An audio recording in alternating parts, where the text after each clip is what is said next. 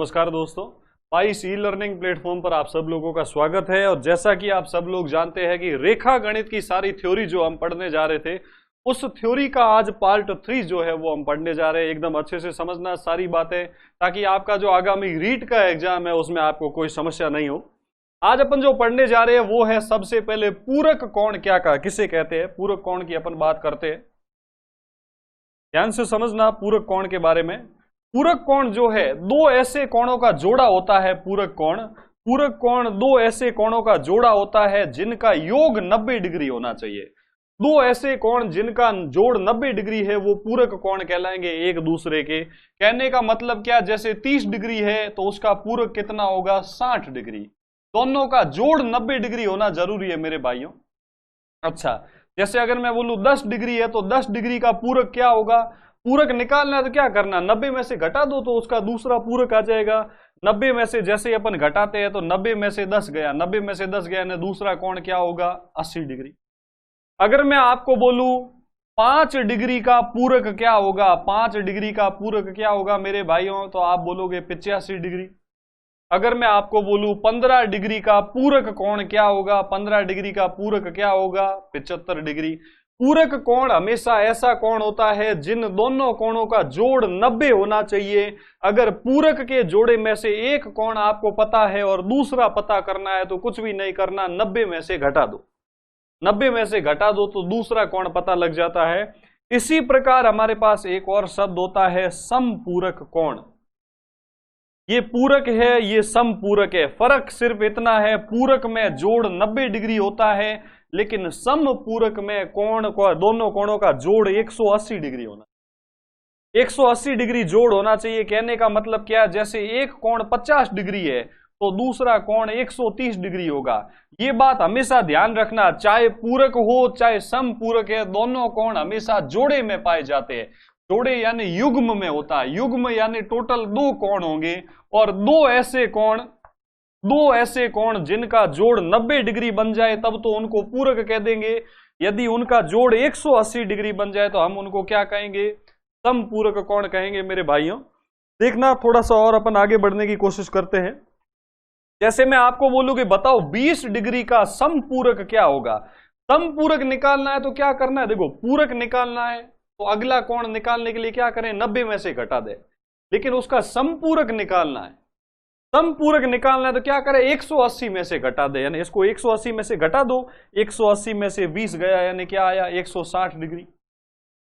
जैसे अगर मैं आपको बोलूं एक कोण बता दूं कि एक कोण है हमारे पास और वो कोण है हमारे पास 40 डिग्री, इसका समपूरक क्या होगा। इसका समपूरक कोण चाहिए तो क्या करें, 180 में से घटा दो। 180 में से 40 गया, यानी अगला कोण क्या होगा, 140 डिग्री। उम्मीद करता हूं ये बात आपको समझ में आ रही होगी। इसके साथ साथ मैं आपको बताना चाहता हूं कि एग्जाम में पूरक और समपूरक पर कैसे प्रश्न पूछे जाते हैं, कुछ बेसिक प्रश्न जिनको आप हल करने की कोशिश करना।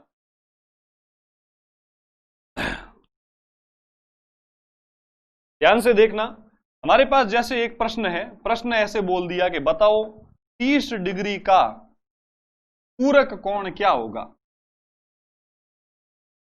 30 डिग्री का पूरक कोण क्या होगा। कि सर क्या बिल्कुल आसान सा सवाल पूछ लेते हो आप, ये तो छोटा बच्चा भी बता देगा। 30 डिग्री का पूरक कोण क्या होगा, बहुत ही आसान है। क्या करना, पूरक मतलब 90 का जोड़ होना चाहिए। ये 30 है तो 90 में से घटा दो, 90 में से 30 गया, पीछे क्या बचा, 60। सर 60 डिग्री हमारी तरफ से सही जवाब हो गया, बिल्कुल राइट।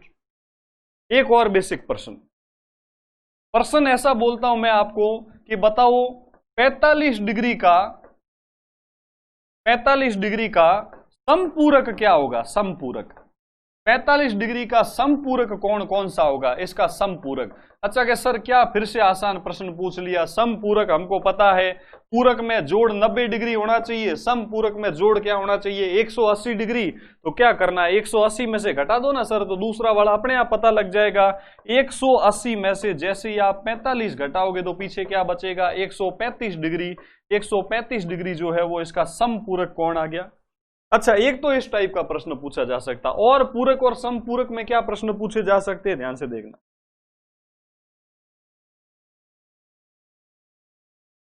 पूरक समपूरक पर आधारित एग्जाम में और क्या प्रश्न पूछा जा सकता है।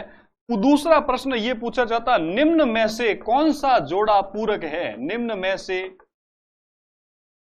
कौन सा कोण युग्म पूरक है?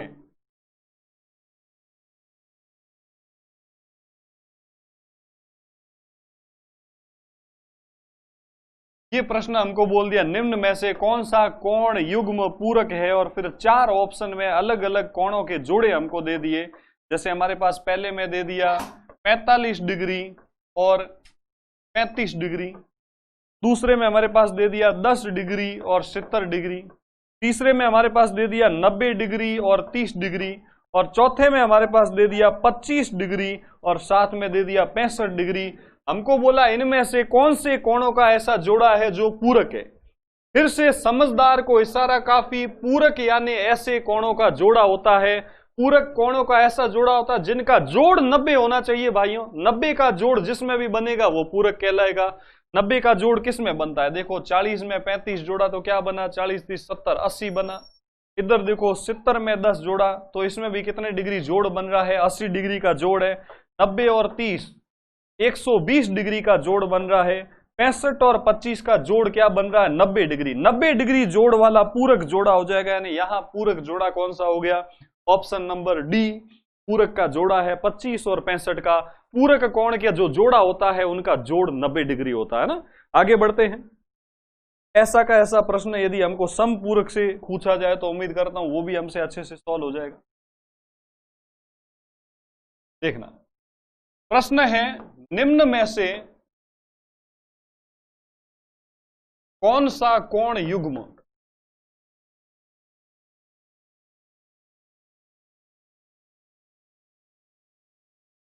समपूरक है?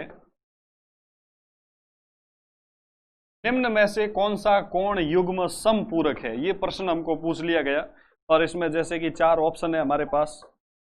पहला ऑप्शन है हमारे पास 40 डिग्री और 50 डिग्री, दूसरा है 30 डिग्री और 130 डिग्री, 90 डिग्री और 270 डिग्री, चौथा है 20 डिग्री और 160 डिग्री। अच्छा, यहां बोला कौन सा युग्म कोणों का जोड़ा जो है वो समपूरक है। अच्छा, पूरक और समपूरक में फर्क है भाइयों, गड़बड़ मत कर देना। समपूरक होने के लिए क्या नियम है? 2 कोणों का जोड़ होना चाहिए 180 डिग्री। 90 डिग्री मत कर देना फटाफट, नहीं तो पहला ऑप्शन 90 जोड़ दे के आप राइट लगा दोगे तो एग्जाम में प्रश्न गलत हो जाएगा। पूरक नहीं बोला है, समपूरक बोला है, तो जोड़ 180 का बनना चाहिए। और जरा ध्यान से देखना, यहाँ पे जोड़ 180 का किसका बन रहा है? 40 और 50 90 डिग्री हो रहा है, ये तो हो नहीं सकता। अच्छा, 30 और 130 ये हो गया 160 डिग्री, ये भी नहीं हो सकता। इधर जोड़ बन रहा है 270 में 90 जोड़ा तो 360 डिग्री, ये भी नहीं हो सकता। लेकिन यहां 160 में 20 जोड़ा तो जोड़ 180 डिग्री हो रहा है। 180 डिग्री जिसमें जोड़ होगा वही समपूरक का जोड़ा होगा मेरे भाइयों। उम्मीद करता हूं ये बात आपको बहुत ही अच्छे से समझ में आई होगी। अब अपन थोड़ा सा और आगे बढ़ने की कोशिश करते हैं। देखना, तो ये अपन ने देखा पूरक समपूरक क्या होता है, उस पर आधारित एग्जाम में कैसे प्रश्न पूछे जाते हैं। एक आध में आपको और प्रश्न भी समझाने की कोशिश करता हूं, जो थोड़ा टफ होता है उसको थोड़ा आप अच्छे से समझना। इस प्रश्न को जैसे आपको बोल दिया 2 पूरक कोणों का अनुपात, 2 पूरक कोणों का अनुपात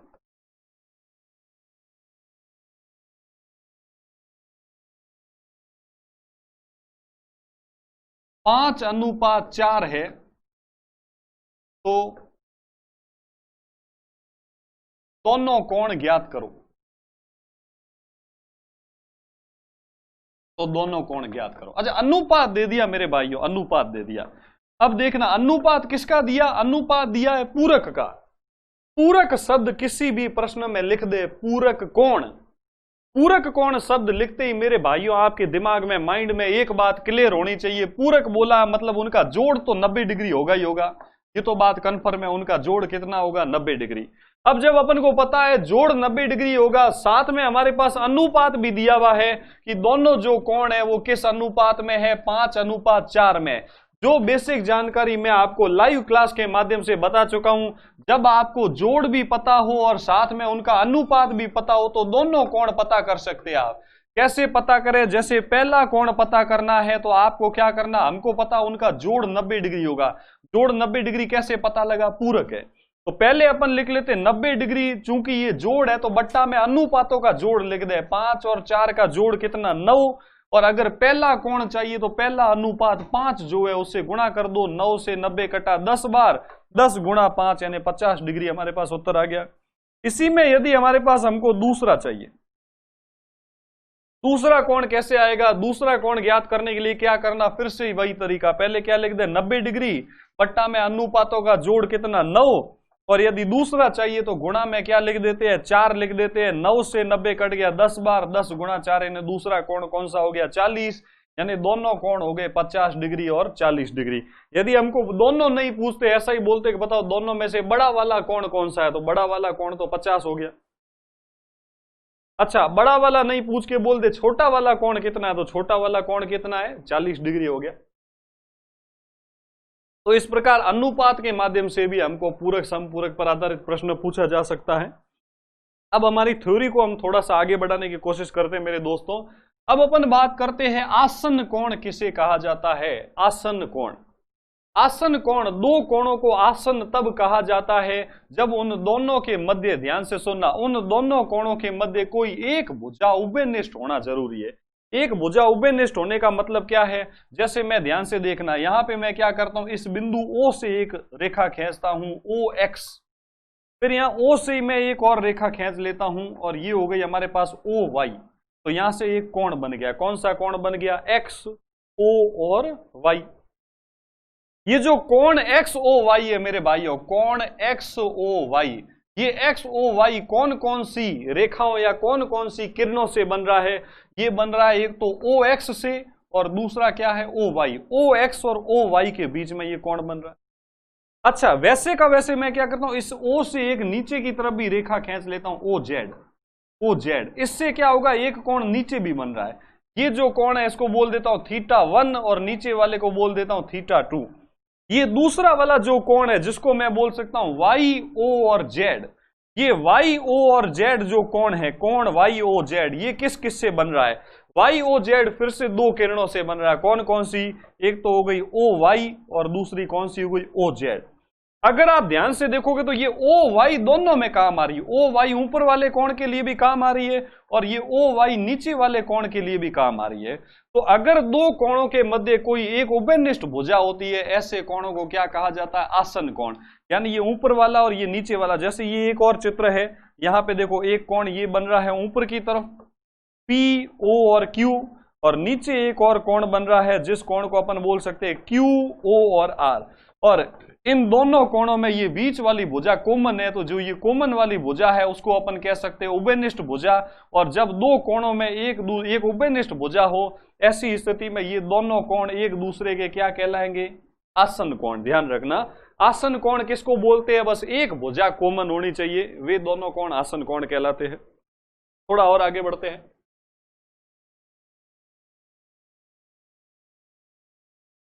अच्छा, आगे हमारे पास है रेखिक युग्म कोण क्या होते हैं मेरे भाइयों। लाइव क्लास में कई बार रेखिक युग्म वाली बात मैंने आपको बताई और मैंने आपको लाइव क्लास में इस पर आधारित प्रश्न भी सॉल्व करवाए थे। रेखिक युग्म भी एक प्रकार के आसन्न कोण ही होते हैं, लेकिन उसमें दो विपरीत किरणें होना जरूरी है। कहने का मतलब क्या है? आपको पता होगा ये एक किरण इधर जा रही है और एक इसके विपरीत जा रही है। ये ऐसा जब कोण बनता है तो ये कोण सेंटर पे कितना बनता है? ये सेंटर पे 180 डिग्री का कोण बनता है। क्या ये बात आपको याद है? मेरे हिसाब से आप सब लोगों को अभी याद होगा, थोड़ी देर पहले मैंने आपको बताया जब एक ही बिंदु से, जैसे ये OA हो गया, इधर विपरीत दिशा में हो गया OB, तो ये जो कोण बन रहा है ऊपर भी 180 बनेगा, नीचे भी 180 बनेगा।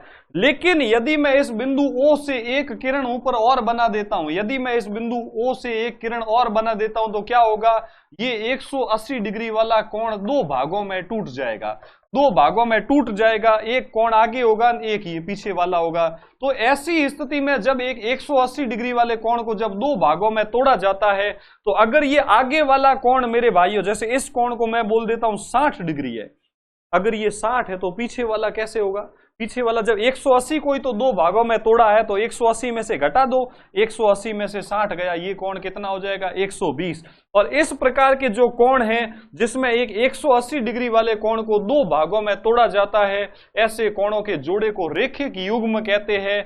और रेखिक युग्म कोणों से संबंधित ये बात ध्यान रखनी है कि उनका जोड़ जो है वो हमेशा कितना होगा, उनका जोड़ हमेशा 180 डिग्री होगा मेरे भाइयों, ये बात आपको ध्यान रखनी है।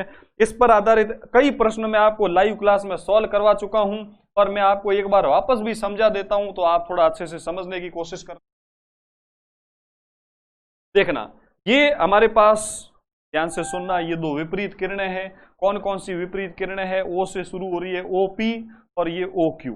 हमने क्या किया, बीच में एक सीधी रेखा खींचकर इसको दो टुकड़ों में तोड़ दिया, एक कोण इधर बन रहा और एक इधर बन रहा, दो टुकड़ों में टूट चुका है। आपको पता होगा एक ही बिंदु पर ये जब सीधी रेखा में बीच में लकीर खींची जाती है रेखिक युग्म कोण कहलाएंगे। रेखिक युग्म कौन से?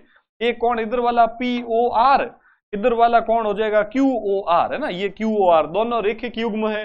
दोनों में से एक कोण आपको पता हो तो दूसरा आप आसानी से निकाल सकते हो। कैसे? अगर मैं आपको बोलता हूं कि ये कोण 35 डिग्री है तो क्या इधर वाला निकाल सकते हो?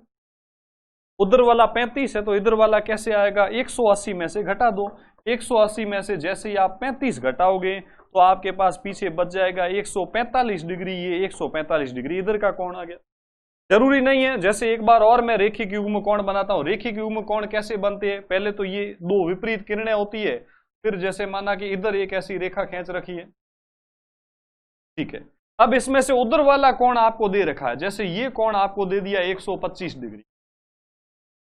अगर उधर का 125 डिग्री है तो क्या यहां वाला कोण आप निकाल सकते हो? बिल्कुल, रेखिक युग्म स्पष्ट नजर आ रहे। जब एक विपरीत किरणों में बीच में एक ऊपर लाइन और खींच दे तो ऊपर वाले दोनों कोणों का जोड़ 180 होना चाहिए। रेखिक युग्म कोण है, अगर ये 125 है तो इधर वाला कैसे आएगा, 180 में से 125 घटा देते हैं तो पीछे बच जाएगा हमारे पास 55 डिग्री, यानी आगे वाला कोण 55 डिग्री हो गया। तो ये रेखिक युग्म कोण जिनका जोड़ 180 होता है, जिसमें क्या होता है, दो आसन कोण होते हैं। आसन क्यों है? बीच वाली भुजा दोनों में काम आ रही है, नीचे वाले में भी काम आ रही है और उधर वाले कोण में भी काम आ रही है।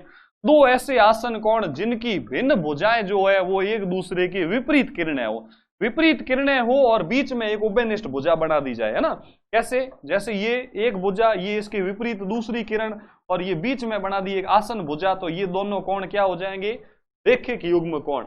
बहुत बेसिक से समझा रहा हूं, बार बार चीजों को रिपीट करवा रहा हूं क्योंकि बात दिमाग में सेट हो जाए, घुस जाए, एकदम कंप्यूटर की तरफ माइंड आपका शार्प हो जाए, है ना, एकदम अच्छे से समझना। आगे बढ़ते हैं। अगला जो शब्द है वो है शीर्षाभिमुख कोण। इसको भी थोड़ा अच्छे से समझना। ये शीर्षाभिमुख कोण कब बनता है? जब दो विपरीत कोणों के युग्म आपस में कटते हैं, ऐसी स्थिति में शीर्षाभिमुख कोण बनते हैं। शीर्षाभिमुख मतलब देखो, जैसे ये हमारे पास एक रेखा है, एक रेखा इधर से और आई और दोनों आपस में कट गई, तो ये जिस बिंदु पर कट रही है, यहां पे जो एक दूसरे के विपरीत वाले जो कोण होते हैं, ये कोणों का जोड़ा जो है शीर्षाभिमुख कहलाएगा। यानी ऊपर वाले का शीर्षाभिमुख कौन सा हो जाएगा, नीचे वाला। ये दोनों शीर्षाभिमुख है और शीर्षाभिमुख कोणों की ये विशेषता होती है कि शीर्षाभिमुख कोणों का मान हमेशा आपस में बराबर होता है। कहने का मतलब ये है, अगर ऊपर वाला कोण 110 डिग्री है तो नीचे वाला भी 110 डिग्री होगा मेरे भाइयों। ये 110 तो ये भी 110, वैसे ही इन दोनों कोणों का मान भी आपस में बराबर होगा, लेकिन इन दोनों का पहले निकालना पड़ेगा। कैसे निकाले? क्या आप ये कोण बता सकते हो? लाइव क्लास में मैंने आपको ऐसे प्रश्न सॉल्व करवाए हैं। अगर ये 110 है तो क्या ये कोण आ सकता है? बिल्कुल के सर, हम दोनों को तो ये दोनों पास पास वाले कोण नजर आ रहे, और ये जो कोण है अगर आप ध्यान से देखो तो ये दोनों कोण रेखिक युग्म है। तो ये 110 है तो ये वाला कैसे आएगा, 180 में से घटा दो। 180 में से जब आप 110 घटाओगे तो ये कोण क्या आ जाएगा, ये 70। ये 70 तो पीछे वाला भी 70। पीछे वाला 70 क्यों है? क्योंकि ये पीछे वाला इसलिए बराबर है क्योंकि ये दोनों एक दूसरे के क्या है, शीर्षाभिमुख कोण। यहां फिर से देख लो, एक चित्र बनाया हुआ है जिसको मैं समझाने की कोशिश करता हूं। ये देखना, ये एक रेखा, ये एक दूसरी रेखा, दोनों कट रही है। ये कोण इसके शीर्षाभिमुख हो जाएगा, ये कोण इसके शीर्षाभिमुख हो जाएगा। अगर इनमें से किसी एक कोण का मान आपको पता है तो मान लो चारों का पता है। एक कोण पता है तो चारों पता है। कैसे चारों पता है? जैसे मैं आपको बोल देता हूं मेरे भाइयों, ये कोण 40 डिग्री है, अगर ये 40 है तो इसके पीछे वाला भी कितना होगा? 40। अच्छा, ये 40 है तो क्या पास वाला आ सकता है? पास वाला जो कोण है वो इसका रेखिक युग्म। रेखिक युग्म क्यों है? क्योंकि दो विपरीत किरणें और बीच में एक किरण और उभयनिष्ठ वाली है। ये 40 है तो इधर वाला क्या होगा? 140 होगा। कैसे आया 140? 180 में से घटा दिया। ये 140 है तो इसका शीर्षाभिमुख ये भी कितना होगा? 140 डिग्री। उम्मीद करता हूं शीर्षाभिमुख कोण क्या होता है आपको बहुत अच्छे से समझ में आया होगा। फिर भी नहीं आया तो एक बार मैं शीर्षाभिमुख का एक जो है और प्रश्न आपको देता हूं, उसका उत्तर आप जरा निकालने की कोशिश करें। देखो, जब भी दो रेखाएं, जैसे एक्स जब कटता है, एक्स याद रखना, जब भी एक्स बनता है तब वहां शीर्षाभिमुख कोण बनते हैं, जहां भी एक्स नजर आ रहा हो। और एक्स में क्या होता है? जैसे ये कोण है, अगर ये कोण है तो नीचे वाला भी उसके बराबर होगा। कहने का मतलब अगर मैं बोलूं ये कोण 15 डिग्री है तो नीचे वाला भी कितना होगा? 15 डिग्री होगा। अच्छा, अगर ये 15 है तो क्या इधर वाला आ सकता है? बिल्कुल आ सकता है। कैसे आएगा? क्योंकि ये दोनों देखो, ये विपरीत किरणें हैं, विपरीत किरणों को ये दो भागों में तोड़ रहा है तो दोनों का जोड़ 180 होगा। तो इधर वाला चाहिए तो 180 में से 15 घटा दो। जैसे ही आप 180 में से 15 घटाओगे तो ये हो जाएगा 165 डिग्री। अब ये 165 है तो इसके पीछे वाला जो शीर्षाभिमुख है ये भी कितना होगा? 165।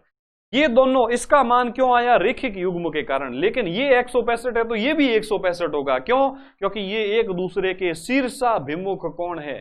ध्यान रखना, शीर्षाभिमुख कोण क्या होते हैं आप लोगों को अच्छे से समझ में आया होगा। जब एक्स के रूप में दो रेखाएं आपस में कटती है तो विपरीत वाले जो कोण होते हैं वो शीर्षाभिमुख होते हैं।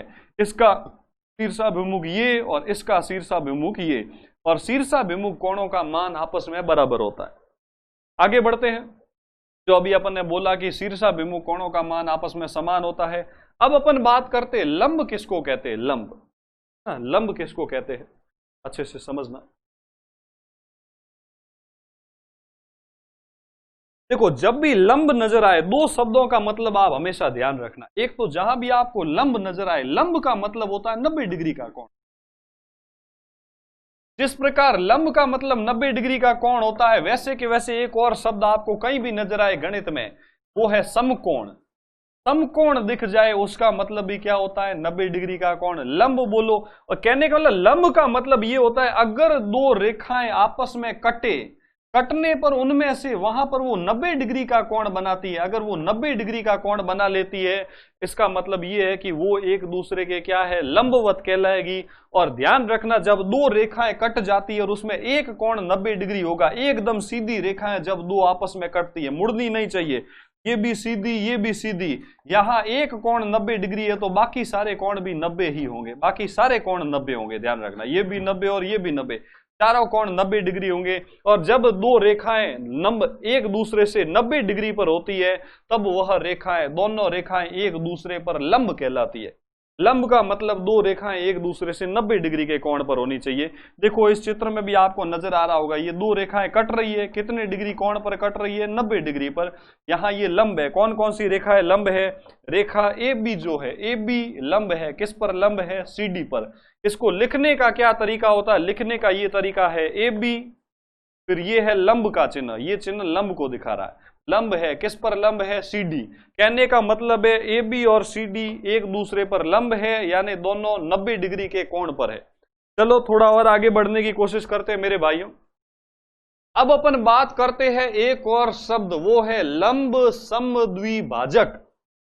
यहां पे आपको दो शब्द मिले हुए नजर आ रहे हैं, एक तो है लंब। अच्छा, लंब शब्द के सर अभी आपने हमको बताया था, जहां भी लंब लिखा हुआ मिले वहां माइंड में ये बात सेट कर दो कि 90 डिग्री का कोण तो बनेगा ही बनेगा। दूसरा शब्द साथ में है समद्विभाजक। अच्छा, समद्विभाजक क्या है सर? कुछ भी नहीं है, ये है सम प्लस द्वि प्लस भाजक। देखो, सम का मतलब क्या होता है? सम का मतलब होता है समान, द्वि का मतलब क्या होता है? दो, भाजक मतलब दो भागों में तोड़ देना। कहने का मतलब यह है एक ऐसी रेखा जो किसी दूसरी रेखा पर 90 डिग्री का कोण तो बनाए साथ में उसको दो बराबर भागों में तोड़ दे, वह रेखा कहलाएगी लंब समद्विभाजक। ऐसा रेखाखंड जो किसी दूसरे रेखाखंड पर 90 डिग्री का कोण भी बनाए और साथ में उसको दो बराबर भागों में भी तोड़े।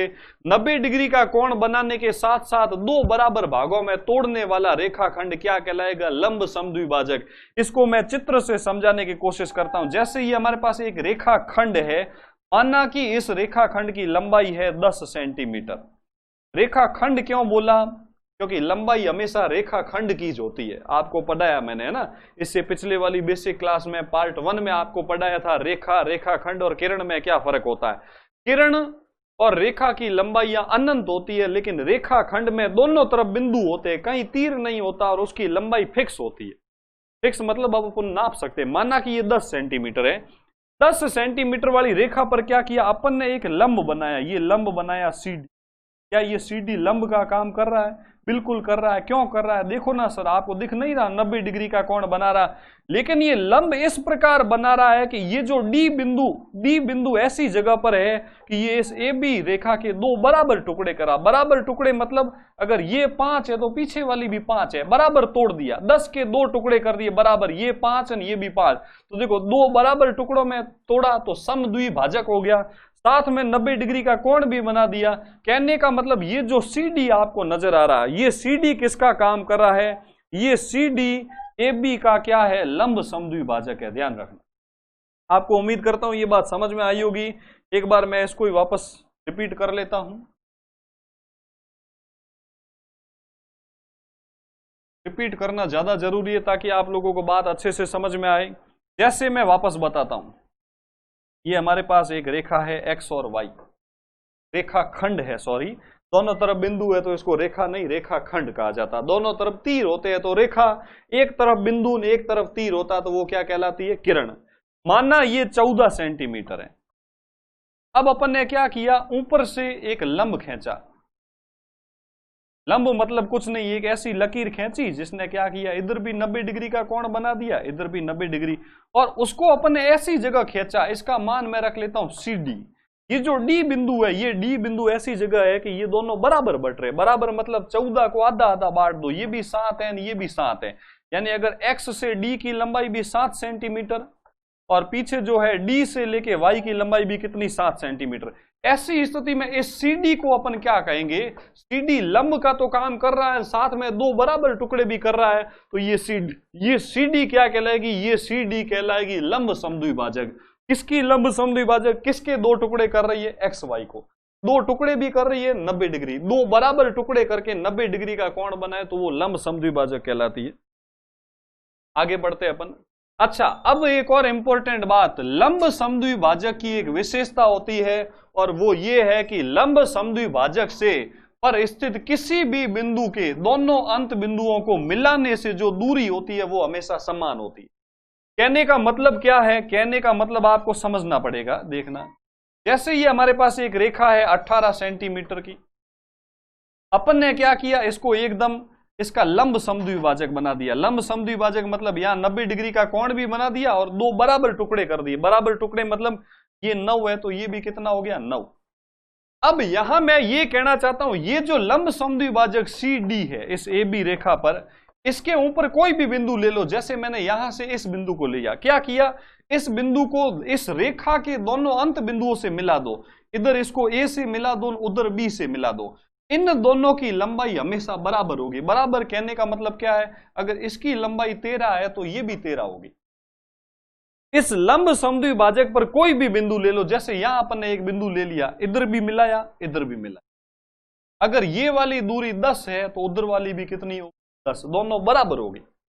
यानी कहने का मतलब यह है कि लंब समद्विभाजक पर स्थित प्रत्येक बिंदु दोनों अंत बिंदुओं से हमेशा समान दूरी पर होगा। समान दूरी पर होता है तो उसको बोलते हैं समदूरस्थ। कहने का मतलब अगर मैं एक और बिंदु ले लूं इसी लंब समद्विभाजक पर और इसको दोनों शीर्षों से मिला दूं, अगर ये दूरी 7 है तो ये वाली दूरी भी कितनी होगी 7। जो भी लंबाई हो, एक उदाहरण लेके मैं आपको बता रहा हूं, ये बात आपको ध्यान रखनी है। लंब समद्विभाजक पर उपस्थित किसी बिंदु से दोनों शीर्षों को मिलाने वाली रेखाखंडों की लंबाई हमेशा क्या होती है, समान। वो दोनों अंत बिंदुओं से समान दूरी पर होता है। उम्मीद करता हूं ये बात आपको अच्छे से समझ में आई होगी मेरे दोस्तों। आगे पढ़ते हैं। आगे अपन देखते हैं किसी भी कोण का अर्धक किसे कहते हैं। कोण का अर्धक क्या होता है? अर्धक क्या होता है, ध्यान से सुनना। जैसे ये हमारे पास यहां बिंदु O है, O से लेके A तक मैंने क्या किया, एक किरण खींच ली। इधर O से लेके B तक मैंने एक किरण खींच, और ये जो कोण है, यहां जो बनने वाला कोण है, तो आप थोड़ा ध्यान से सुनना। यहां जो ये बनने वाला कोण है, माना ये कोण बन रहा है 90 डिग्री, 90 डिग्री का कोण। अब मैंने क्या किया, इस कोण को बीच में एक और इसी बिंदु O से मैंने एक और किरण खींची और इस कोण को बराबर टुकड़ों में तोड़ दिया। एक ऐसी रेखा, एक ऐसी किरण जो किसी कोण को दो बराबर टुकड़ों में तोड़ दे, 90 यानी ऊपर वाला भी 4500 और नीचे वाला भी 4500, कोण को बराबर भागों में तोड़ने वाली जो बीच वाली रेखा है वो कहलाती है उस कोण का अर्धक। कोण का क्या कहलाती है मेरे भाइयों, अर्धक। तो ध्यान से सुनना, वापस एक बार रिपीट कर रहा हूं। यदि एक रेखा किसी कोण को दो बराबर भागों में बांट दे तो वह कोण का अर्धक कहलाएगी। कहने का मतलब क्या है, जैसे ये हमारे पास कोण बन रहा है, ये कोण बन रहा है 60 डिग्री का। अगर मैं इसका अर्धक खींच लूं, अर्धक मतलब वो आधा आधा बट जाएगा, ऊपर वाला भी कोण 30 होगा और नीचे वाला भी क्या होगा, 30। ये बात आपको ध्यान रखनी है। अर्धक क्या करता है, कोण को आधे आधे या दो बराबर भागों में तोड़ देता। इस कोण के अर्धक की भी कुछ विशेषताएं होती है मेरे भाइयों, ध्यान से सुनना। क्या विशेषताएं होती? विशेषता ये होती है कि जो कोण का अर्धक होता है, देखो यहां आपके पास ध्यान से सुनना, ये है B से A और ये है B से, और ये जो CD है बीच वाला, ये ये BA हो गया, ये BC हो गया, और ये जो BD है ये अर्धक का काम कर रहा है। अर्धक का मतलब क्या है, अर्धक का मतलब है कि ऊपर और नीचे वाले कोण दोनों बराबर हिस्सों में तोड़ रहा है। यहां ये बात ध्यान रखनी है आपको कि अर्धक पर स्थित किसी भी बिंदु से यदि दोनों भुजाओं पर लंब डाल दिया जाए तो उसकी लंबाई समान होती है। लंब का मतलब समझते हो, ये जो दो भुजाएं कौन सी, जैसे मैं यहां से मिला देता हूं इसको, यहां ये 90 डिग्री का कोण बना रहा, ऊपर वाली रेखा पर 90 डिग्री का कोण बनाया, वैसे ही मैं इस पर भी लंब डाल दूं नीचे वाली पर, यहां भी 90 डिग्री का कोण बना था, तो जो ऊपर वाले लंब की लंबाई होगी वो ही नीचे वाले लंब की लंबाई होगी। शर्त यह है कि बीच वाली रेखा अर्धक होनी चाहिए। कहने का मतलब ऊपर वाली 2 सेंटीमीटर है तो नीचे वाली दूरी, लंबवत दूरी को ही अपन दूरी भी कह सकते हैं। इससे लंबवत दूरी 2 है तो ये भी 2। जैसे एक और दूसरे बिंदु से ले लिया, इस दूसरे बिंदु से अपने ऊपर वाली भुजा पर लंब डाला, लंब यानी 90 डिग्री का कोण बनाया। अगर ये भुजा 3 सेंटीमीटर है तो नीचे वाली आपने रेखा पर अगर जो लंब डालोगे वो भी 3 होगी, दोनों से समान दूरी पर होगा। ये बात आपको ध्यान रखना है। आगे बढ़ते हैं। तो ये हमारे पास कुछ इंपॉर्टेंट बातें थी जो हमने रेखा गणित से संबंधित पढ़ने की कोशिश की। मैंने आपको बताया जो बेसिक बातें थी, कोण क्या होते हैं, किस किस प्रकार के कोण होते हैं। उसके बाद अपन ने देखा पूरक क्या होता है, समपूरक क्या होता है। उम्मीद करता हूं आप सब लोगों को ये बातें बहुत ही अच्छे से समझ में आई होगी। आप लोगों की जो है के कहने पर ही थ्योरी की क्लासें चलाई जा रही है, जो बहुत ही बेसिक से पढ़ाया जा रहा है। कुछ भी पॉइंट मैं रहने नहीं दूंगा और आप सब लोगों को इन वीडियो को एक बार नहीं 2-3 बार पढ़ना है। और उसके साथ साथ में इसके पीडीएफ नोट्स आपको टेलीग्राम चैनल पे मिल जाएंगे। मेरे और 22 दोनों के टेलीग्राम चैनल पे आप लोगों को इसकी पीडीएफ मिल जाएगी, जहां से आप पीडीएफ डाउनलोड कर सकते हैं। मेरे भाइयों, टेलीग्राम पर भी आप जरूर जुड़े, दोनों चैनल पर, जिसके माध्यम से मैं आपको जो भी पढ़ाता हूं उसकी पीडीएफ आपको प्रोवाइड करता रहूंगा। साथ में फिर से यही कहना चाहूंगा कि मेरे लाइव क्विज में आप निरंतर रहिए। लाइव क्विज में मैं आपको लाइव आकर प्रश्नों की तैयारी करवाऊंगा। अभी बीच में आप लोगों की थ्योरी की मांग थी, इसीलिए कुछ थ्योरी की वीडियोस जो है वो आप तक पहुंचाई गई है। फिर से हम लोग लाइव बहुत ही जल्द मिलेंगे। यही कहते हुए मैं आप लोगों से विदा लेना चाहता हूं। धन्यवाद दोस्तों।